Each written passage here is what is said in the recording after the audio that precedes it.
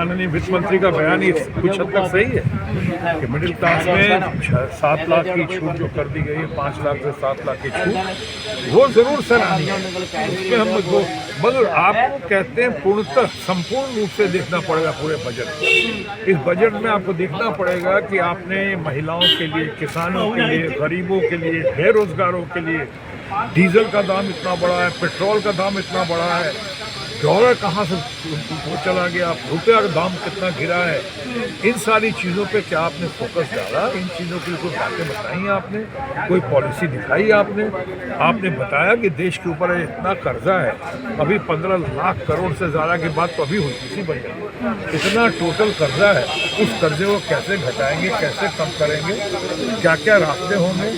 आपने एक तो मिडिल क्लास फैमिली के लिए हमारे लिए किया, चलो मैं मानता हूँ, लेकिन साथ ही साथ आपने जो हाईएस्ट स्लैब जो था उसको इतना नीचे कर दिया आपने कि कई लोगों को शक हो गया कि कहीं खास लोगों के लिए, कुछ लोगों के लिए नहीं हो रहा है, हम दो हमारे दो के लिए नहीं हो रहा है, हमारे दोस्तों की भाषा में। तो ये बहुत सारी बातें हुई हैं, आपको देखना होगा। आप अपने किसानों को छोड़कर, अपने युवा वर्ग को छोड़कर, अपने बेरोजगारों को छोड़कर आप महिलाओं को साथ ना देते हुए इस तरह नहीं निकल सकते, या सिर्फ पेज पे चर्चा करने से नहीं होगा। लेकिन 7 मेन फोकस पॉइंट्स बताए, youth, green energy, financial infrastructure, ये तमाम चीज़ें उन्होंने अपने भाषण में कही। एग्रीकल्चर फंड एक्सीलरेटर की बात कही। बहुत अच्छा किया, कहने और करने में बहुत। पहली बात तो सरकार को अपनी क्रेडिबिलिटी भी देखनी पड़ेगी। सरकार ने इसके पहले जो मैंने कहा क्या क्या बजट में कहा है और क्या क्या किया है, चाहे ऐसे क्या क्या चुनाव में कहे क्या क्या देंगे और आम जनता को ये प्रॉमिसेस किए, वो प्रॉमिसेस कहाँ तक पूरे हुए दुनिया को पता नहीं। उसी तरह बजट में कही हुई बहुत सारी बातों को आपको बताना पड़ेगा कि आपके सोर्स क्या है, रिसोर्स क्या है, कहाँ से आप पैदा करें, कहाँ से लाएंगे आप, इनको देंगे। ये कब तक है? सिर्फ चुनाव को ध्यान में रख के अगर आप कर रहे हैं तो मुझे लगता है कि ये भी सही नहीं होगा। एग्जैक्टली पास करेंगे आप सीतारमन जी को आज के बजट में? नंबर कितने देंगे, मार्क्स कितने देंगे? मैं कौन होता नंबर देने वाला? सीतारमन जी बहुत लर्नेड लेडी हैं और मैं उनकी कदर करता हूँ, लेकिन इसमें सिर्फ सीतारमन जी का हाथ नहीं है, इसमें जो है पीएमओ का भी हाथ है, माननीय प्रधानमंत्री जी का भी आशीर्वाद पूरा रहा है इसके ऊपर जी। और ये मैं कहता हूँ इसमें कोई हल नहीं है, कोई ना बड़ी बात है ना ही कोई बुरी बात है।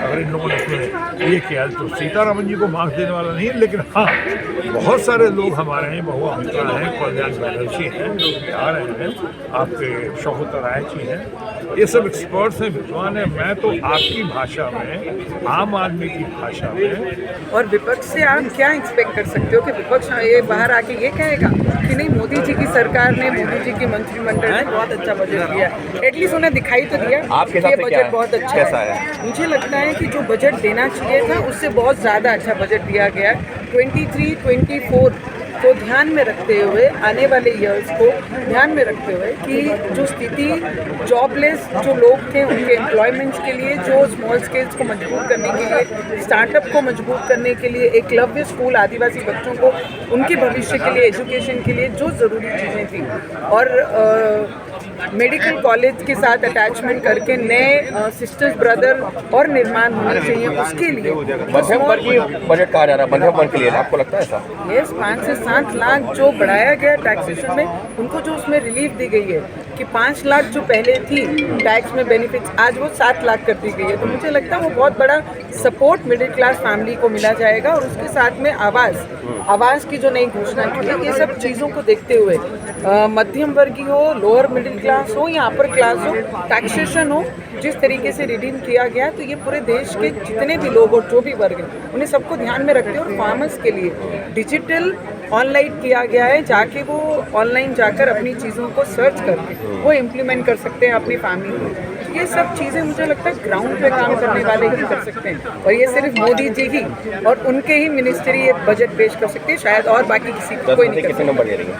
मुझे लगता है 10 में से 10 ही जाएंगे, और full star for Modi ji is government and the minister Nirmala Sitharaman. Yes, budget तो ऐसा है कि रात में सोइए, सपना देखिए, सुनहरा सपना देखिए, और सुबह उठिए तो सब भूल जाइए। वही बजट है। क्या है इस बजट में? न महंगाई को कम करने का कोई उपाय आप बता रहे हैं, कैसे नियंत्रित करेंगे? न बेरोजगारी को दूर करने के लिए कोई रोजगार सृजन की आप योजना बता रहे हैं। भाई 2014 का आप आधार मान रहे हैं, तो 2014 के आधार के मुताबिक प्रधानमंत्री जी ने इस देश को कहा 2 करोड़ लोगों को प्रतिवर्ष रोजगार देंगे। 16 करोड़ अब तक मिलना चाहिए था। तो 10 करोड़ का भी तो हिसाब बताते हैं कि 10 करोड़ लोगों के रोजगार सृजन का ये हमने उपाय किया है। कुछ नहीं है। किसानों के लिए क्या किया आपने घूम फिर के कहा कि श्री अन्न के बारे में हमने योजना बनाई। खाद देश में मिल नहीं रहा है, कृषि का उत्पादन कहाँ से बढ़ेगा? आप कह रहे हैं कि टैक्स स्लैब घटा दिया, 5 लाख से 7 लाख कर दिया, इनको टैक्स नहीं लगेगा। अब 7 लाख रुपया कौन सा ग्रुप सी का एम्प्लॉय है जो इसका सालाना आमदनी 7 लाख रुपया है? ग्रुप सी तक के आमदनी वालों को भी 8 लाख से ऊपर उनका आमदनी है, उनको भी लाभ नहीं मिल रहा है। तो ग्रुप डी वाले को लाभ मिल रहा है। किसको दिखा रहे हैं? सब्जबाग, ये टोटल सब्जबाग दिखाने वाला है। ये तो सर्वस्पर्शी है बता रहे हैं सरकार सब। ये तो सरकार तो कुछ ही का अपना पीठ तो खुद ही तपतपाना है।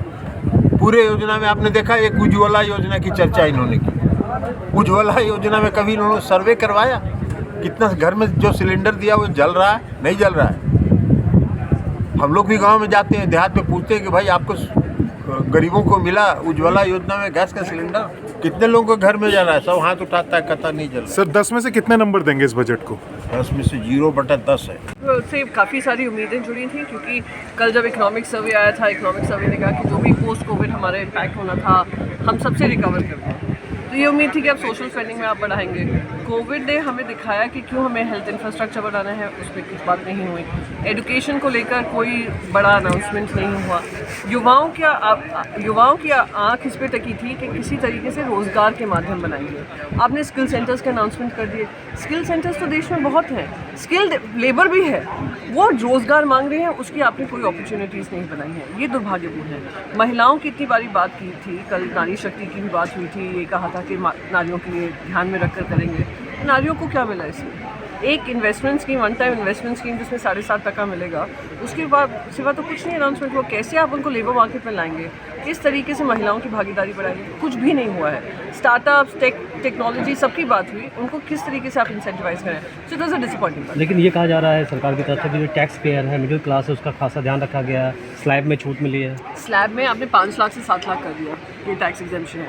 वेलकम मूव है, ओवरड्यू मूव है। इसको बहुत साल पहले होना चाहिए था। अब आपने अनाउंस किया है, बजट से पहले, ये चुनावी समय से पहले किया है, चलिए हम वेलकम करते हैं। पर आपने उसी साथ साथ टैक्स स्लैब जो 0 to 5 लाख होता था कि आपको इनकम टैक्स की भी राहत है, आपको इनकम टैक्स रिटर्न्स फाइल करने की जरूरत नहीं है, आपने उसको घटाकर 0 to 3 लाख कर दिया। तो जो एनीवन बिटवीन 3 to 5 उनको भले टैक्स ना पे करना पड़े, पर कंप्लायंस के रिटर्न्स फाइल करेंगे, उसको आपने कंप्लायंस इशू और बढ़ा दिया है। आखिरी सवाल, 2024 के इलेक्शन आ रहा है, क्या इलेक्शन को ध्यान रखते हो आप बजट देखने बनाया सरकार ने? लोक लुभावने वादे किए गए। देखिए, इलेक्शन के वादे किए गए, इलेक्शन से जोड़कर अगर देखें तो आप इलेक्शन ना भी जोड़ें तो गुजरात को तो हर बार फ़ायदा होता है।